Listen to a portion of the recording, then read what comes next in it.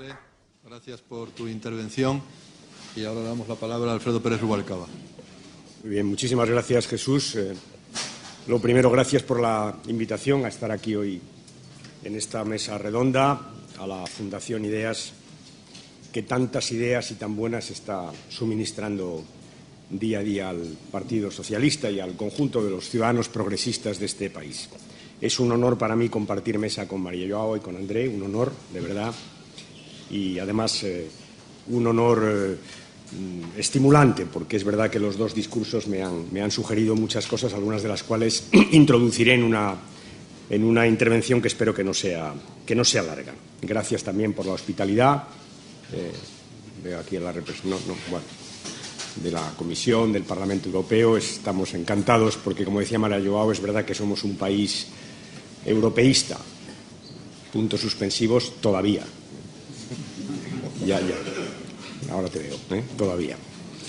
Bueno, lo primero quería comentar el título. El título habla de crecimiento y lo quería poner inevitablemente en relación con la situación que vivimos actualmente en España. Es verdad que es lo que yo llamaría una actualidad paradójica, ¿no? Actualidad porque es verdad que es de lo que estamos hablando en España, o mejor, es verdad que es de lo que no estamos hablando en España cuando hablamos ahora de recortes, de rescate. Justamente la palabra que uno echa de menos en este debate social en el que estamos inmersos, de la mano de las medidas que toma el Gobierno, es justamente la palabra crecimiento. Y más allá de las conocidas críticas, a las que haré una brevísima referencia, a las críticas desde el punto de vista social de unas medidas del Gobierno que nos parecen, algunas de ellas, inaceptables y la mayoría injustificables, más allá de esas críticas hay una crítica de fondo, económica, que tiene que ver justamente con el contenido de la mesa redonda que hoy nos trae aquí, que es la palabra crecimiento. Porque si algo le falta al Gobierno español en todas las medidas que ha venido tomando en los últimos meses y especialmente en el decreto ley que nos trae al Parlamento, nos llevará al Parlamento mañana y pasado, es justamente eso, la palabra crecimiento, lo cual convierte el conjunto de las medidas, como decía, en un conjunto socialmente inaceptable y económicamente desastroso, porque olvida eso, el crecimiento.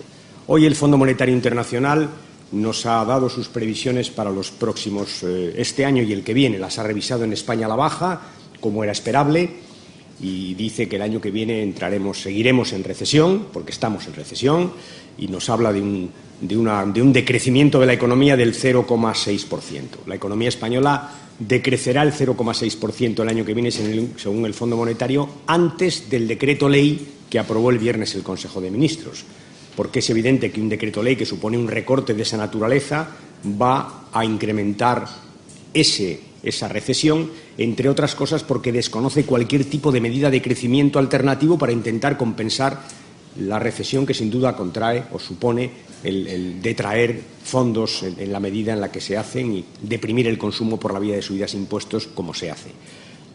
No es difícil, hay muchos cálculos y hay muchas fórmulas de aproximarse.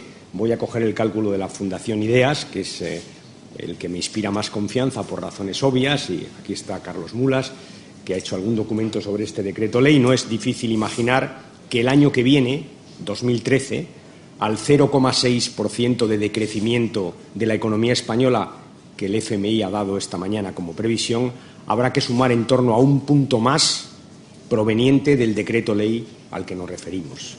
El decreto ley, por tanto, nos va a llevar a la economía española a decrecer el año que viene en torno a menos 2 puntos, 1,6, 1,8, sumando la previsión del FMI con el punto que sin duda se va a llevar de crecimiento el decreto ley. El problema no es solo eso, que es un problema tremendo. El problema es la resultante en empleo, y tampoco hay que hacer cálculos muy sofisticados. Estamos hablando de 200.000 empleos el año que viene. En resumen, el decreto ley tiene una faceta social, que es la que está siendo más debatida, evidentemente. Y luego tiene una faceta económica que es muy importante, que tiene que ver con la mesa redonda que aquí estamos, el decreto ley, el crecimiento. Y la conclusión es, este decreto ley nos va a llevar a más recesión, calculo que un punto para el año 2013, lo que va a suponer 200.000 puestos de trabajo perdidos adicionales a los que ya estaban previstos en los propios planes del Gobierno. Por eso digo, es socialmente inaceptable y económicamente desastroso, porque falta justamente una política de crecimiento. Al margen de eso, es verdad que hay una segunda cosa, no se ha mencionado aquí en las intervenciones de María Joao y de André, pero creo que es muy importante en la economía global en la que vivimos, que es la palabra confianza. El problema, creo yo, de nuestra economía, de nuestro país, es que hemos perdido confianza. Es que la gente no se fía de las cifras, de las acciones, porque el Gobierno lleva 6 meses tomando decisiones que van contra la confianza que hay que suscitar en el conjunto de los mercados que hoy nos miran y que, entre otras cosas, a través de sus compras y de sus inversiones nos permiten financiar nuestra deuda. Confianza. Y el otro día tratamos de explicar en el Parlamento esto de la confianza y el Gobierno ha respondido con una forma de explicar el decreto ley que es bien peculiar hablando de confianza, ¿no? Lo ha explicado en 3 fases sucesivas.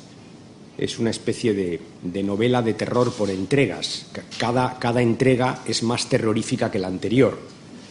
Primero el miércoles, después el viernes, finalmente el sábado, eso sí, en la web en inglés, que tiene un contenido pedagógico en relación con nuestra deficiencia idiomática que es muy de agradecer al Gobierno. Nos obligó a leerlo en inglés, le agradecemos mucho. Esa es la realidad. Y ese ejercicio no es solo un ejercicio de ocultamiento, que, en fin, que eso ya lo discutiremos en el Parlamento. Si lo traigo aquí es porque tiene que ver con la confianza. ¿Qué confianza puede dar un Gobierno que anuncia un paquete de recortes tan tremendo en fases sucesivas, en un intento, una añagaza pueril? El viernes veías a los ministros intentando no hablar de lo que íbamos a enterarnos en el Boletín Oficial del Estado media hora después. Una añagaza pueril. ¿Qué confianza puede suscitar eso? Este es un poco el problema de fondo. Confianza, confianza, confianza. En resumen, en 6 meses la verdad es que no han dado una.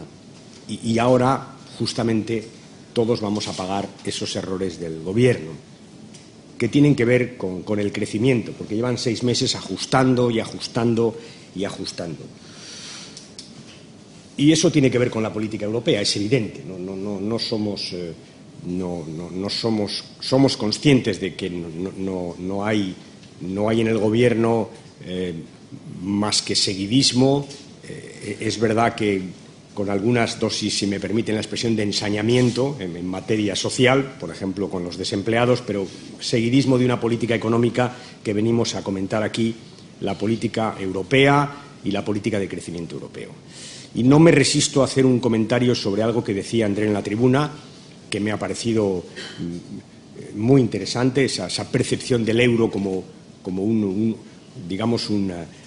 una operación, un intento de cambiar el modelo, de introducir a los países del sur de Europa en un modelo de desarrollo económico y social progresista que es el del norte, y el fracaso que ha supuesto, en definitiva lo estamos viendo ahora, que es una percepción que es verdad que es correcta. Y yo, André, quiero decirte, hablabas del sur de Europa, es verdad que España tiene una característica singular que pienso que en un acto como este podemos comentar, es nuestra burbuja inmobiliaria, que nos acerca más a Irlanda y a las subprime norteamericanas que a la crisis portuguesa o a la crisis griega, ¿no?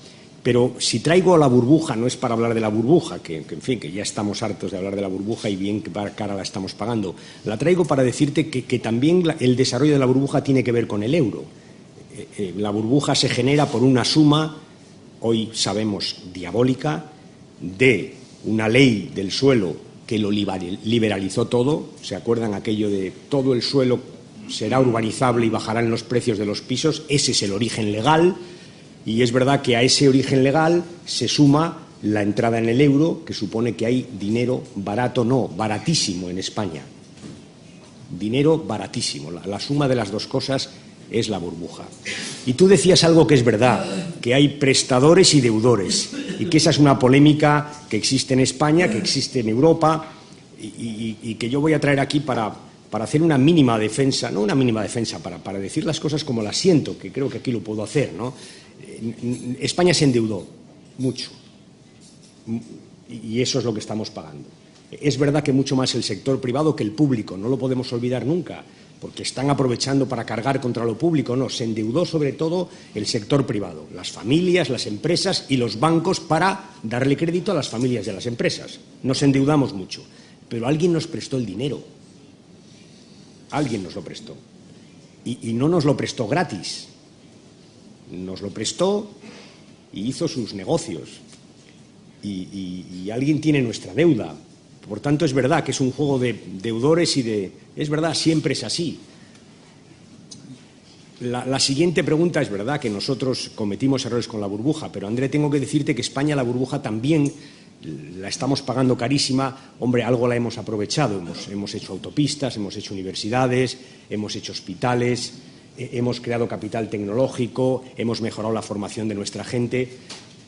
Lo digo por poner las cosas... digamos, como yo las veo.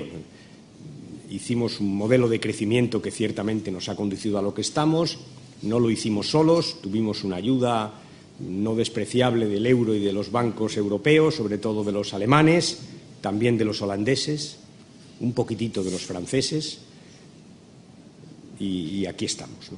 Pero, en fin.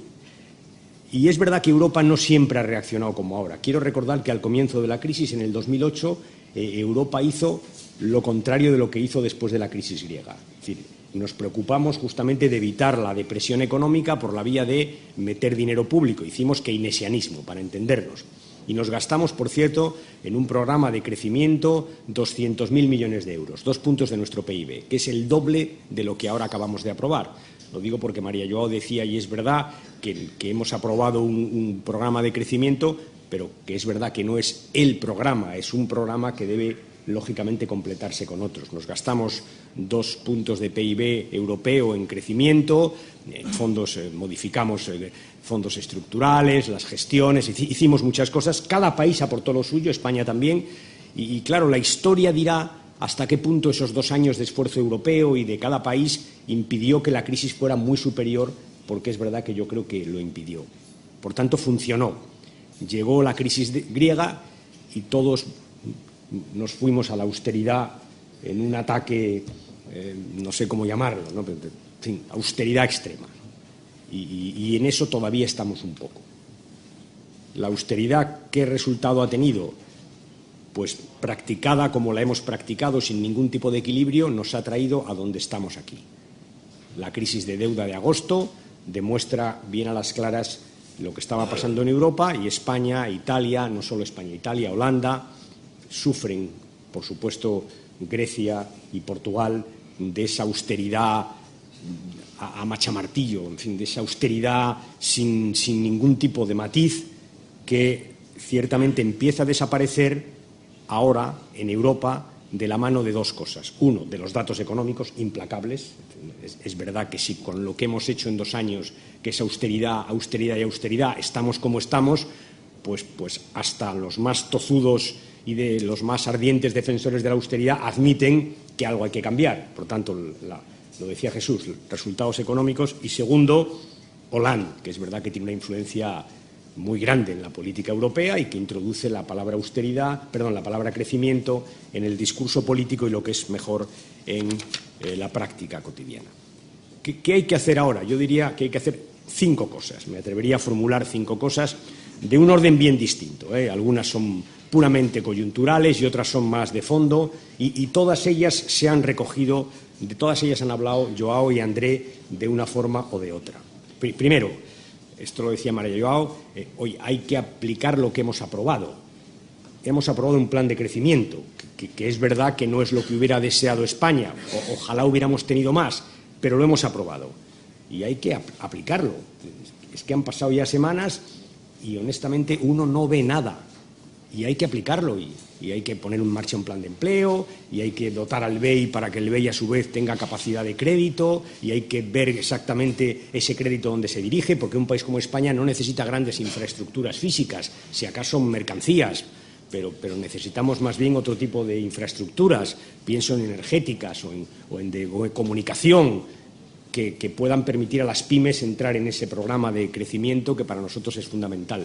Todo eso hay que hacerlo, y es verdad que los jefes de Estado salieron del Consejo, se abrazaron, se felicitaron y se marcharon.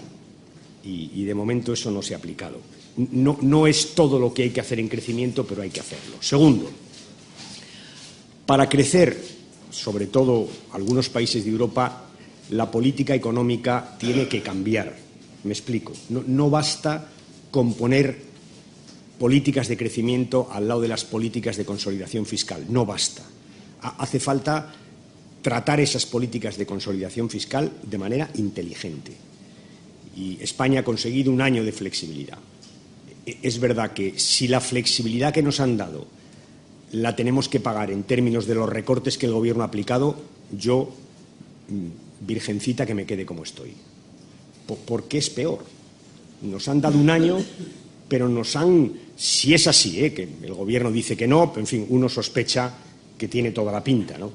Es que no se trata de que te den un año más para hacer lo mismo, pero si me permitís, a lo bestia. No, se trata justamente de que te den un año más para hacerlo más despacio, para hacerlo y para combinarlo con crecimiento, para hacerlo, que nos alivien lo que es una senda de consolidación fiscal, lo diré delante de María Joao y André, que es imposible de cumplir. No hay país que ajuste en 2 años 5 puntos de PIB, no es posible. Y, de hecho, nos han dado un punto más de flexibilidad presupuestaria para este año y todo apunta a que no lo vamos a cumplir, que es la gran paradoja, André, tú que estás en Bruselas, la gran paradoja europea, ¿no? Es que se aprueban planes que todo el mundo sabe que no suman. Es decir, cualquiera que se acerca a la senda de consolidación fiscal que nos han planteado los españoles, cualquiera, yo no soy economista, pero en fin, sé sumar y restar, que con eso basta, llega a la conclusión de que es imposible, de que nos van a meter en más recesión, como decía al principio, de que es imposible, de que probablemente no vamos a cumplir. Es que nos piden el 2,7 de déficit dentro de 2 años y medio. Y creo que eso es lo que los mercados te castigan. Te castigan que apruebas sendas de consolidación fiscal que no son posibles, porque todo el mundo sabe que cuando haces ajustes drásticos en la economía, esos ajustes te conducen a más recesión, que a su vez te obligan a hacer más ajustes, and so on. Ese es el problema de fondo. Por tanto, una consolidación fiscal, yo diría inteligente, no la voy a calificar, inteligente, que no es ciertamente esta que nos han dado, no lo es. Tercero, la deuda. Y es verdad que aquí hay consideraciones muy sabrosas de María Joao y de Andrés sobre la deuda. Aquí ya hablo desde una perspectiva española, decía María Joao, y es cierto, ¿cuánto tiempo vamos a aguantar este desequilibrio, esta asimetría brutal entre países que se financian al cero, incluso ganando dinero, y otros que pagamos el 6,50, que es lo que estamos pagando hoy? Pues claro, ojo, no es la deuda, son nuestras empresas privadas, que es lo que la gente no ve. Es que nuestras grandes empresas tienen cerrados los mercados financieros. Es que nuestros bancos solo obtienen liquidez en el Banco Central Europeo, que, por cierto, la vuelven a llevar al Banco Central Europeo por si vienen mal dadas, con lo cual no hay un crédito. Dicen los ciudadanos, y es verdad, oiga, ¿y el dinero del Banco Central dónde está? ¿En el Banco Central? Claro, porque los bancos no se arriesgan a la liquidez que tienen, darla en forma de créditos por si vienen mal dadas. Esa es la situación. Por tanto, cuando hablamos de la prima de riesgo, del spread, pues no estamos hablando solo de lo que le cuesta al Estado, estamos hablando de lo que le cuesta a la economía española, a la pública y a la privada. Y por eso ese problema de deuda es clave, es un problema clave. Y yo entiendo las consideraciones norte-sur. André, ¿cómo no las voy a entender? Te lo decía antes de entrar a esta conferencia y lo voy a decir en público. Es verdad que Alemania piensa de España lo que el norte de España a veces, yo creo que incorrectamente, dice del sur de España. Pero es verdad que el sur de España y del norte de África a veces dice lo mismo, y el norte de África de Centroáfrica. Ese norte-sur es injusto y debemos admitirlo como tal. Por eso le reprocho tanto al ministro Montoro que diga no voy a dar hispanobonos, o como los quiera llamar, porque no me voy a hacer cargo de la deuda de las comunidades autónomas. Oiga, que ese es el mismo argumento que está empleando Angela Merkel para no hacerse cargo de la deuda española. Por tanto, vamos a ser coherentes. Si hay un problema de mutualización de la deuda, habrá que asumirlo por todos. Otra cosa es que luego pongas tu condicionalidad. Y efectivamente, como decía Andrés, si yo presto, yo tengo algo que decir sobre cómo maneja usted el préstamo, faltaría más. Eso es verdad. sin pasarse, ¿no? Pero esta es un poco la situación. Pero el tema de la deuda es clave y es la clave. Y la duda que tiene la economía española es cuánto tiempo más podemos financiarnos como nos estamos, o mejor dicho, no financiarnos, que ese es el problema, no financiarnos, me refiero al sector privado. Y ese es el problema. Entonces, es verdad que hemos hecho aproximaciones, separar el rescate bancario de la deuda. Está bien, no digo que no. Está bien que el dinero llegue a los bancos, tiene además un sentido de justicia social, ojo, que llegue a los bancos, que son los que nos han metido en este lío. Estamos en una crisis financiera, pero es verdad que eso tardará. De momento parece que lo que llegue lo vamos a imputar a nuestra deuda pública. Segundo, que el MEDE se convierta en nuestro defensor.